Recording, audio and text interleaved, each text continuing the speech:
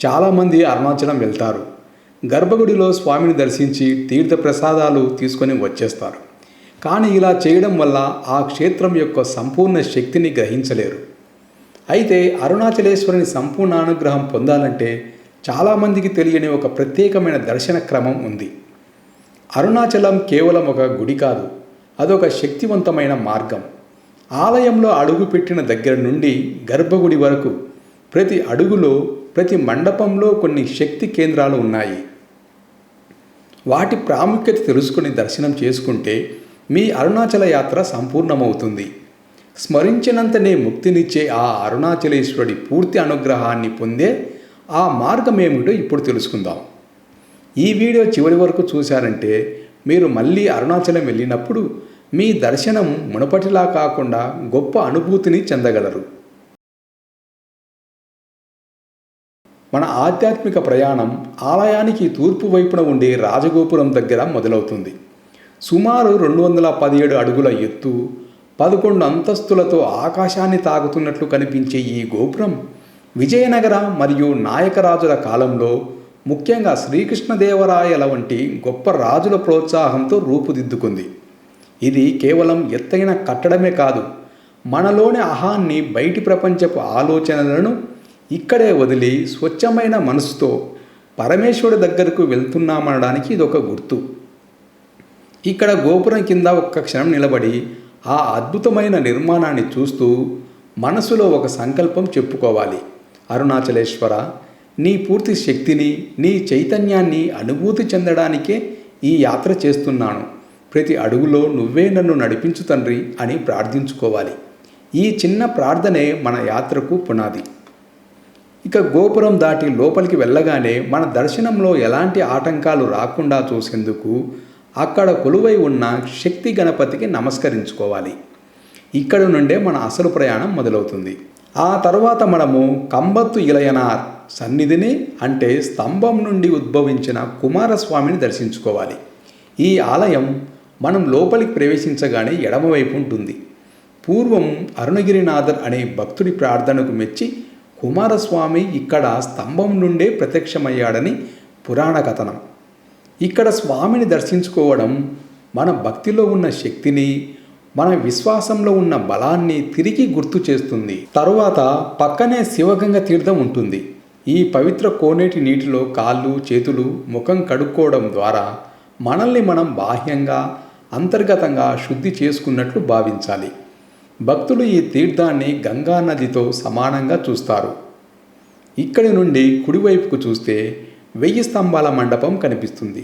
విజయనగర, నాయకరాజుల కాలంలో నిర్మించిన ఈ మండపం ఒక అద్భుతమైన కళాఖండం. అయితే ఈ మండపంకు మరోవైపున ఒక అత్యంత శక్తివంతమైన, చాలామందికి తెలియని ప్రదేశం ఉంది. అదే పాతాళలింగం. ఇది భూమి కింద ఉన్న ఒక చిన్న గది. కొంచెం మెట్లు దిగి కిందికి పోవాలి. అరుణాచలం అంటే ఏమిటో తెలియజేసిన భగవాన్ రమణ మహర్షి అరుణాచలం వచ్చిన తొలి రోజుల్లో ఈ చీకటి గదిలో ఇక్కడే నెలల తరబడి తీవ్రమైన తపస్సు చేశారు. పురుగులు, కీటకాలు తన శరీరాన్ని తొలిచివేస్తున్నా ఆయన అవేమీ పట్టించుకోకుండా ఆత్మధ్యానంలో ఉండిపోయారు. ఆ ప్రదేశం ఇప్పటికీ అసాధారణమైన ఆధ్యాత్మిక శక్తితో, వైబ్రేషన్తో నిండి ఉంటుంది. ఇది అరుణాచలంలోని అత్యంత ముఖ్యమైన శక్తి కేంద్రాల్లో ఒకటిగా పరిగణిస్తారు. ఇక్కడ కొన్ని క్షణాలు మౌనంగా కూర్చొని ధ్యానం చేయండి. రమణ మహర్షి తపస్సు చేసిన ఆ శక్తిని మీలోకి ఆవాహనం చేసుకునే ప్రయత్నం చేయండి. ఆ నిశ్శబ్దాన్ని, ఆ ప్రశాంతతను, అనుభూతిని చెందండి. ఈ అనుభవాన్ని మాటల్లో చెప్పలేనిది. పాతాళలింగ దర్శనం తర్వాత బయటకు వస్తే మనకు పెద్ద నంది విగ్రహం కనిపిస్తుంది. ఇక్కడే త్రయోదశి రోజు నందీశ్వరునికి అభిషేకం జరుగుతుంది. ఇక్కడ జరిగే అభిషేకం దర్శిస్తే గ్రహదోష బాధలు తొలగిపోతాయి. ఈ అభిషేకాన్ని చాలా శక్తివంతమైనదిగా భక్తులు భావిస్తారు. ప్రతి త్రయోదశి రోజు ఈ అభిషేకం మన ఛానల్లో లైవ్ వస్తుంది. శివుడికి అత్యంత ఇష్టుడైన నందీశ్వరునికి నమస్కరించి ఆయన చెవిలో మన మనసులోని కోరికను చెప్పుకోవడం ఒక సంప్రదాయం. ఇక్కడ ఈ నందీశ్వరునికి చెబితే మన కోరికలు తీరుతాయి. ఈ నందీశ్వరుని దర్శించుకొని చాలామంది ఇక్కడ నుండి నేరుగా స్వామివారి గర్భగుడి క్యూ లైన్లోకి వెళ్ళిపోతారు. కానీ దర్శనాన్ని పరిపూర్ణం చేసే ఒక పాత పద్ధతి ఉంది. ప్రధాన ఆలయానికి వెళ్ళే ముందు ప్రాకారాలలో ఉన్న కొన్ని ముఖ్యమైన ఉపాలయాలను దర్శించుకోవడం వల్ల మన దర్శనం మరింత సార్థకమవుతుంది.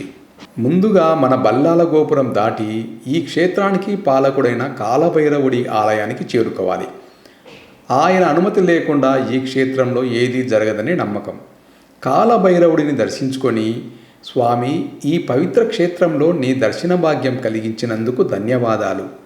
ఇక అరుణాచలేశ్వరుడిని దర్శించుకోవడానికి అనుమతిని ఇవ్వు అని వినమ్రంగా ప్రార్థించాలి. ఇది మనం ఆ క్షేత్ర సంప్రదాయాన్ని గౌరవించడం లాంటిది. ఆ తర్వాత ఆలయ ప్రాకారంలో ఉన్న బ్రహ్మతీర్థం, బ్రహ్మలింగాలను దర్శించుకోవాలి. పూర్వము బ్రహ్మ విష్ణువులలో ఎవరు గొప్ప అని వాదన వచ్చినప్పుడు శివుడు ఒక అంతులేని అగ్నిస్తంభంగా అవతరించాడని, ఆ స్తంభమే ఈ అరుణాచల కొండగా మారిందని మనందరికీ తెలుసు కదా.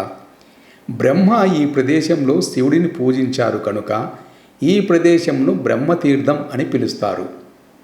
మనం ఇక్కడ నుండి ఉపాలయాలను దర్శించుకుంటూ ముందుకు వెళ్తున్నప్పుడు మనకు కేవలం విగ్రహాలను చూడట్లేదు. ఈ క్షేత్రం యొక్క చరిత్రతో, పురాణంతో, శక్తితో కనెక్ట్ అవుతున్నాం. ప్రతి ఉపాలయము ప్రధాన గర్భగుడిలోని అపారమైన శక్తిని స్వీకరించడానికి మనల్ని మానసికంగా, ఆధ్యాత్మికంగా సిద్ధం చేస్తుంది. ఇక ఇక్కడి నుండి లోపలి ప్రాకారాలు దాటుకొని ప్రధాన గర్భగుడి దగ్గరికి చేరుకుంటాం. ఇక్కడే ఆ జ్యోతి స్వరూపుడు అగ్నిలింగమూర్తి అరుణాచలేశ్వరుడు కొలువై ఉన్నాడు. బ్రహ్మ విష్ణువులకు కూడా అంతు చిక్కని ఆ మహాదేవుడు ఇక్కడ అగ్నిస్తంభంగా వెలిశాడు. గర్భగుడిలోని లింగం స్వయంభులింగం. ఆ లింగాన్ని చూస్తుంటేనే మనలోకి ఏదో తెలియని చైతన్యం వస్తుంది. గర్భగుడిలోకి అడుగు పెట్టగానే మిగతా ఆలయాలకు ఇక్కడికి ఉన్న తేడా మీకే స్పష్టంగా తెలుస్తుంది. లోపల చాలా వేడిగా, ఉక్కపోతగా అనిపిస్తుంది. అది కేవలం జనము, దీపము, గాలి తక్కువగా ఉండడం వల్ల వచ్చింది కాదు.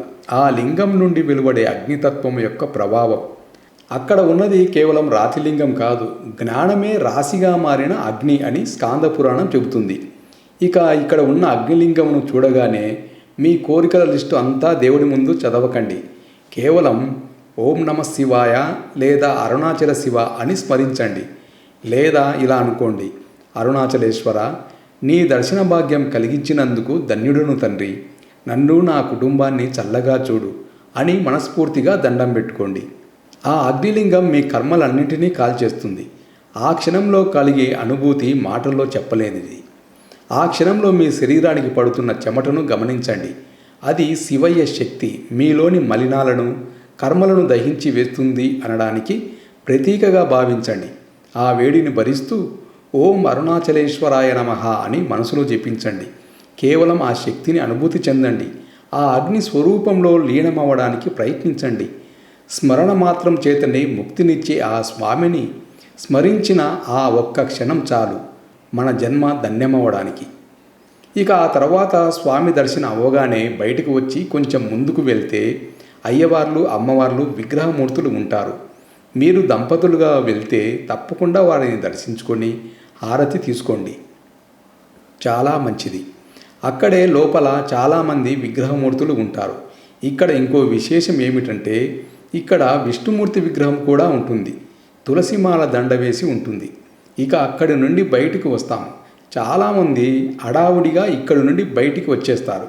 కానీ శివుని దర్శనం ఎప్పుడూ శక్తి స్వరూపిణి అయిన అమ్మవారి దర్శనంతోనే పూర్తవుతుంది.